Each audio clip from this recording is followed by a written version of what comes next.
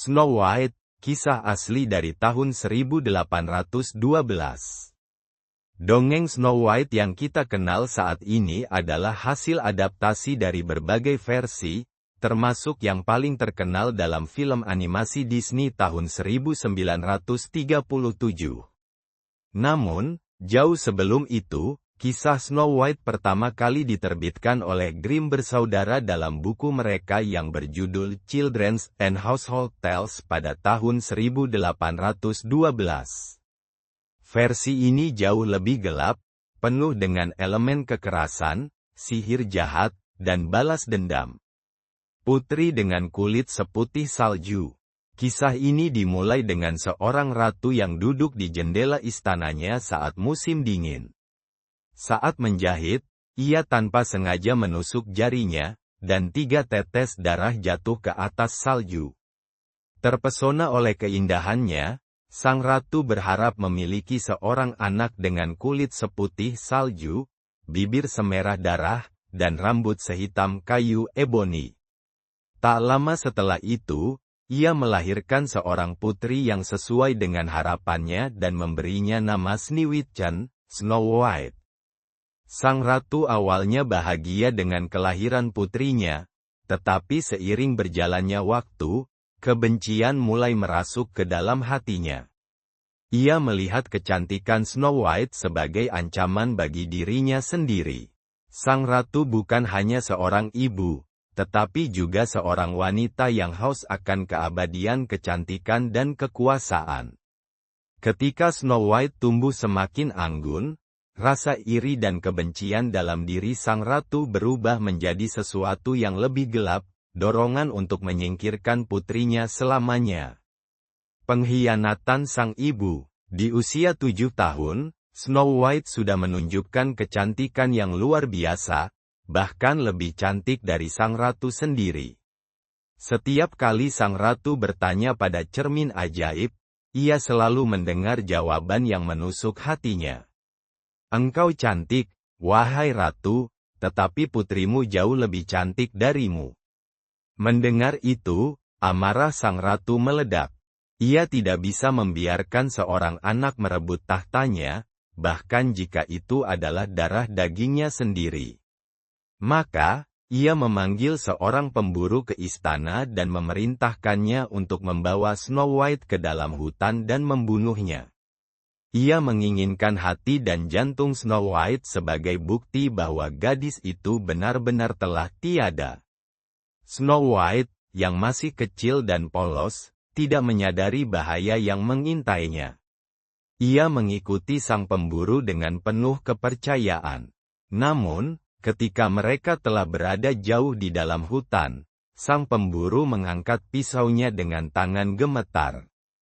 "Maafkan aku, Tuan Putri," gumamnya. "Aku diperintahkan untuk mengakhiri hidupmu, tetapi aku tidak bisa melakukannya." Air mata mengalir dari mata Snow White. "Siapa yang memerintahkan ini?" tanyanya dengan suara bergetar. Sang pemburu terdiam, lalu menundukkan kepalanya. "Ibumu sendiri," jawabnya lirih. Snow White terperanjat. Hatinya seakan hancur mendengar kebenaran itu. Namun, ia tahu bahwa menangis tidak akan menyelamatkannya. Ia harus melarikan diri. Dengan napas tertahan, ia berlari ke dalam kegelapan hutan, meninggalkan dunia yang pernah ia kenal. Sementara itu, sang pemburu, untuk menghindari kemarahan sang ratu, membunuh seekor rusa dan mengambil jantungnya untuk diberikan kepada ratu sebagai bukti. Pelarian ke dalam kegelapan. Snow White tersesat di hutan yang gelap dan penuh bahaya. Angin malam menerpa tubuhnya yang kecil, dan suara binatang buas menggema di kejauhan. Namun, keberuntungan masih berpihak padanya. Setelah berjam-jam berlari, ia menemukan sebuah rumah kecil yang tampak kosong.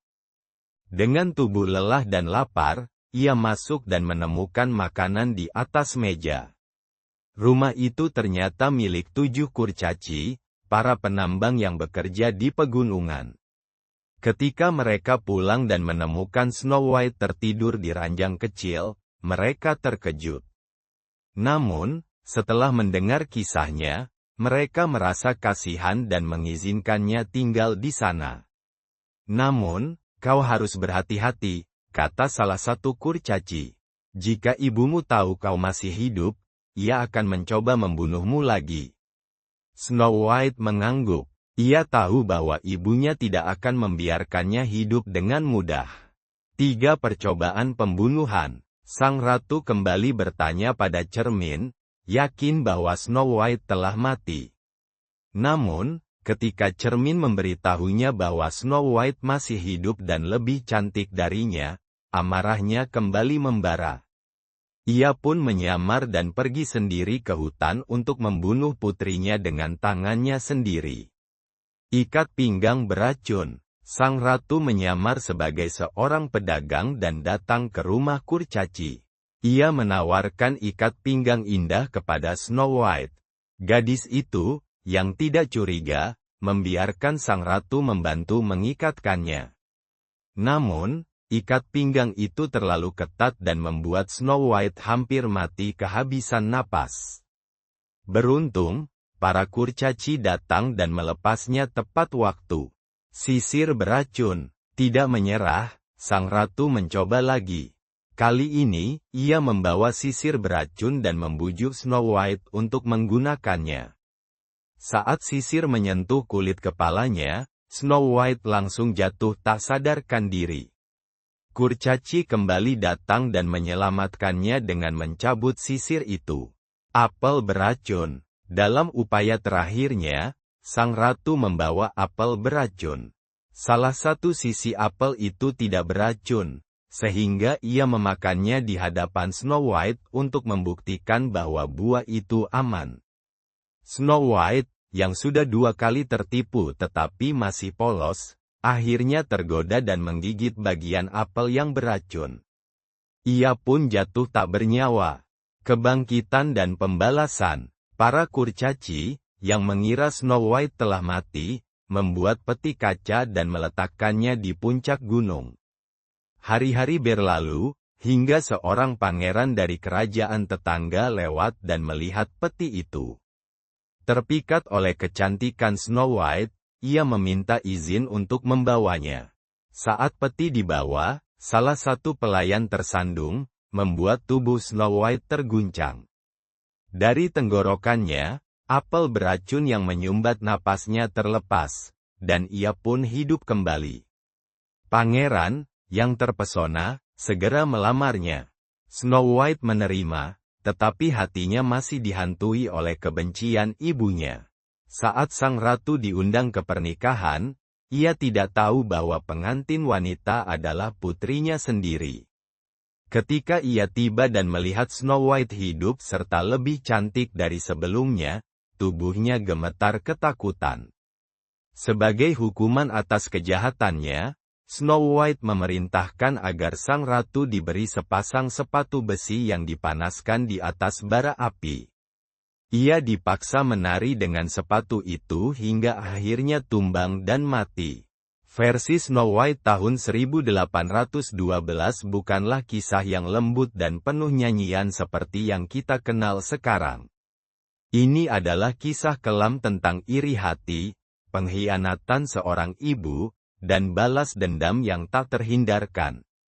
Snow White, yang awalnya hanyalah seorang gadis polos, tumbuh menjadi wanita yang lebih kuat, belajar bahwa terkadang musuh terbesarmu bisa berasal dari keluargamu sendiri.